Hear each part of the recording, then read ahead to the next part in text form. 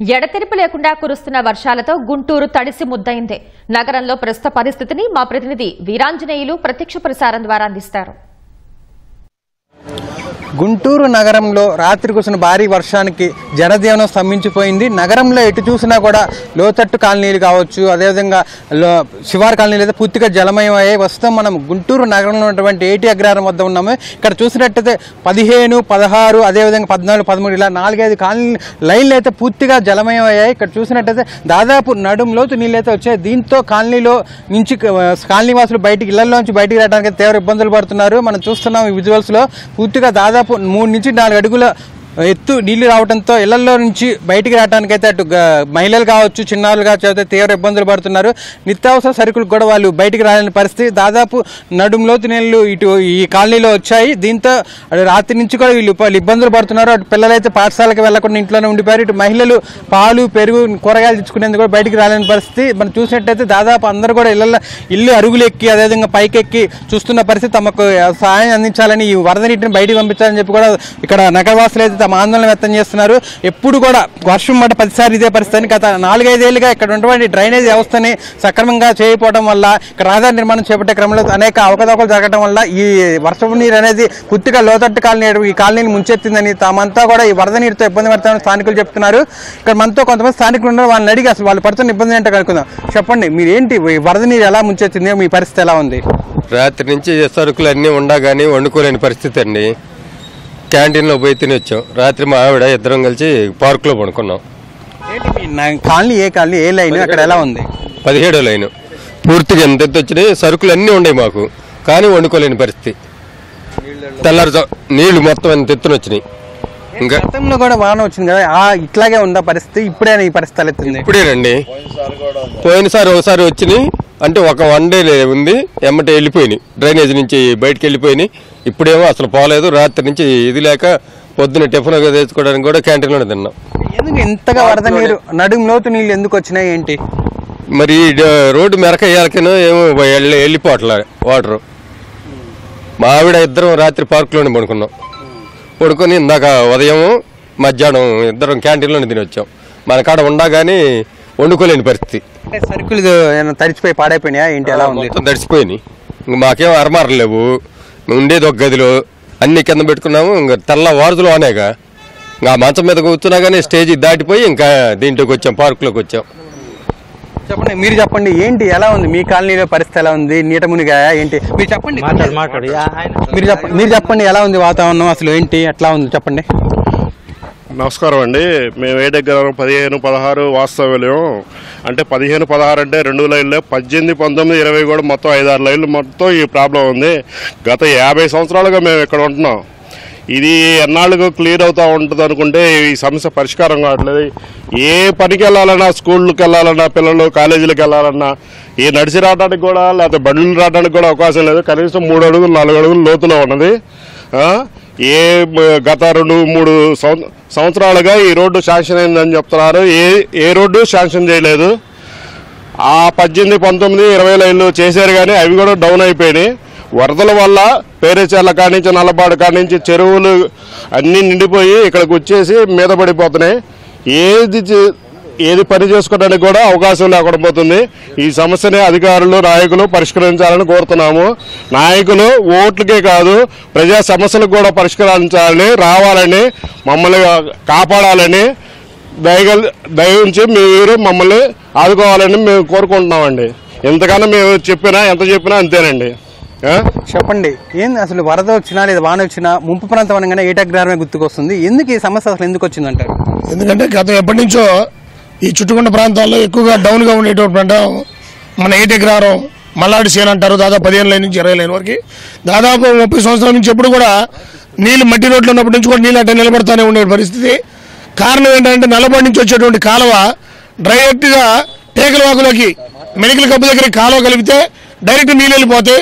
అట్లా కాకుండా బోలేరు 3 దగ్గర నుంచి శాంతినగర్ దగ్గర కాలువ తీసుకొచ్చి శాంతినగర్ దగ్గర నుంచి మళ్ళీ టేకలవాగ నుంచి మెడికల్ కప్పు దగ్గర పోతూ ఉంటాయి.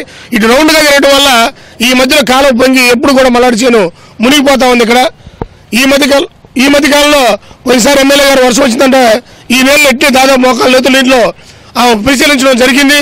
ఆ టైంలో ఎస్టిమేషన్ వేశారు 16 లైన్ 15 లైన్ బాగా హైట్ లేపాలని. అది వర్క్ ఆర్డర్ పోయిందని చెప్పి అన్నారు, టెండర్ పోయిందన్నారు తప్పితే రోడ్లు అయితే తొందరగా కాలేదు.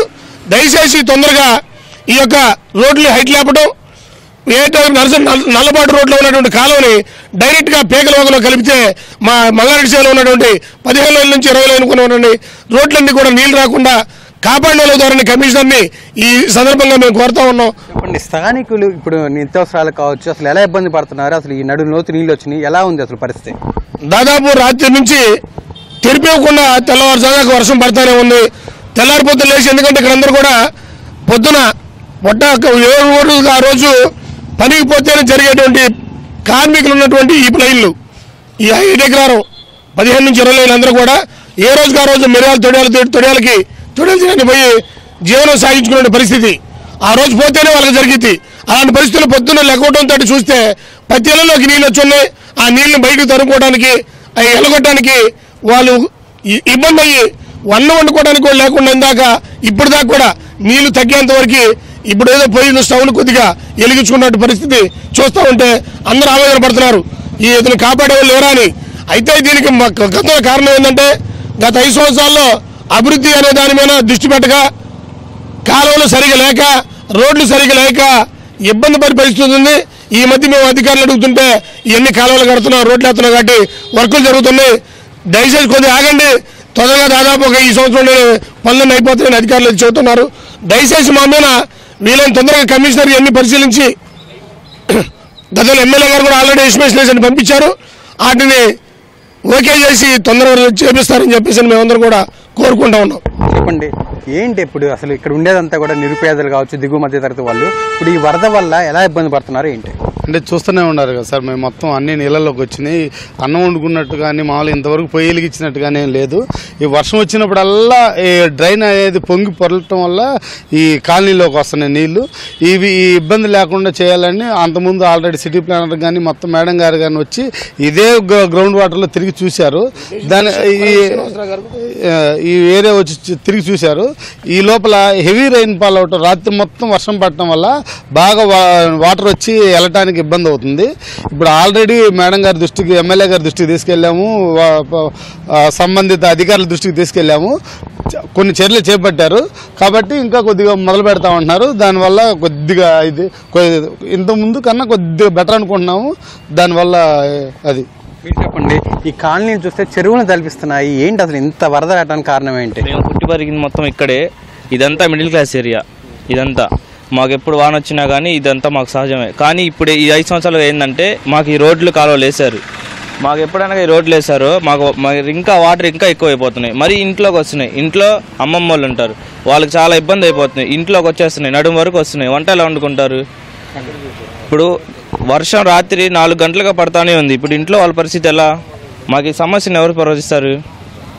ఈ ప్రభుత్వానికి నేను అడుగుతుంది ఏంటంటే మాకు ఈ సమస్యని ఎట్లా మాకు సాల్వ్ చేయండి, మాకు ఈ రిస్క్ లేకుండా చేయండి. మేము 5 సంవత్సరాల నుంచి పడతానే ఉన్నాం. ఇది ఎవరు వచ్చినా వస్తున్నారు, చూస్తున్నారు, వెళ్ళిపోతున్నారు, కానీ ఎవరు సాల్వ్ చేయట్లా. ఇది చూసినట్టయితే ఏటగ్రహారంలోని ప్రధాన కాలనీలు అన్నీ కూడా ఇదే పరిస్థితి కనిపిస్తుంది. దాదాపు మోకాళ్ళ నుంచి నడుంలోతు నీళ్ళు అయితే కనిపిస్తున్నాయి. ఇటు కాలనీ వాసులు బయటికి రావడానికి భయపడుతున్నారు. నడుంలోతు నుంచి బయటకు వస్తే ఏమవుతుందో, ఎక్కడ కాలు జారి పడతామో, నీళ్ళలో పడతామని చెప్పి ఒక భయం అయితే వ్యక్తం చేస్తున్నారు. మహిళలు, చిన్నారులు అయితే డాబా పైకి ఎక్కి చూస్తున్న పరిస్థితి కనిపిస్తుంది. ఎవరు కూడా కాలు తీసి బయట పెట్టలేని పరిస్థితి, బజార్కి ఏ సరుకులు తెచ్చుకోలేని పరిస్థితి కనిపిస్తుంది. ఈ విధంగా ఉండడానికి గత 5 ఏళ్లుగా మా రోడ్డుని, అదేవిధంగా ఈ కాలనీలు ఎవరు పట్టించుకోలేదు. దానివల్ల ఈ సమస్య తలెత్తిందని కూడా స్థానికులు వాపోతున్న పరిస్థితి కనిపిస్తుంది. ఇక్కడ ప్రధానంగా ఏటగ్రహారం ప్రధాన రహదారిని గత 5 ఏళ్ల కాలంలో నిర్మాణం చేపట్టారు. అయితే ప్రధాన రహదారికి ఈ లోతట్టు ప్రాంతంలో ఉన్న కాలనీ యొక్క రహదారులు పైకి ఎత్తు పెంచకపోవడం వల్ల ఆ రహదారులు పైన నీరంతా కూడా ఈ కాలనీలో చేరుతుందని, దీనివల్ల ఈ కాలనీలో ఇప్పుడు నడుంలోతు నీళ్ళు అయితే వస్తున్నాయి. గతంలో కూడా ఈ ఇబ్బంది తమకుందని, అయితే ఈ రహదారి నిర్మాణంలో సరైన జాగ్రత్తలు తీసుకోకపోవడం వల్ల, ఇంజనీరింగ్ అధికారుల లోపం కావచ్చు, గత పాలకుల నిర్లక్ష్యం వల్ల కావచ్చు, ఈ ప్రాంతం పూర్తిగా లోతట్టుమయం అయ్యాయని, దీనివల్లే వరద నీరు రాత్రి పడ్డ వర్షానికి వరద నీరు పూర్తిగా కాలనీని ముంచెచ్చిందని కూడా స్థానికులు ఆరోపిస్తున్నారు. ఇప్పటికైనా సరే అటు పాలకులు, మున్సిపల్ సిబ్బంది అయితే తగు చర్యలు తీసుకోవాలని, తాగునీటి ఈ సమస్య నుంచి మమ్మల్ని బయటపడేయాలని, వరద నీటి నుంచి తమకు ఉపశమనం కలిగించాలని చెప్పి కూడా కోరుతున్నారు. కెమెరామెన్ ఆలీతో వీరాంజనేయులు, ఈటీవీ న్యూస్, గుంటూరు.